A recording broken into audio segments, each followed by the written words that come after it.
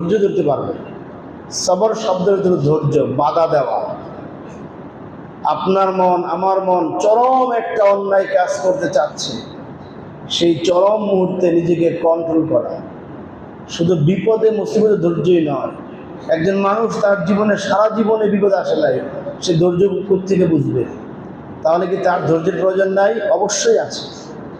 পাপ করার যাবতীয় সুযোগ আছে, পৃথিবীর কেউ দেখতেছে না। চুরি করার যাবতীয় সুযোগ সুবিধা আছে, পৃথিবীর কেউ দেখতেছে না। অন্যায় করার সমস্ত আয়োজন তার সামনে তৈরি করা আছে, পৃথিবীর কেউ দেখবে না। ওই সময় নিজের প্রবৃত্তিকে কন্ট্রোল করা, এটা হলো ধৈর্য। আল্লাহ বলেন, ওয়াইন্নাহা লাকাবীরাতুন ইল্লা আলাল খাশিঈন। যারা আল্লাহকে ভয় করে তারা ছাড়া এই সালাত এবং ধৈর্য এই দুইটার সমন্বয় করতে পারে না। খাশিউন শব্দের অর্থ হলো অন্তরের ভয়।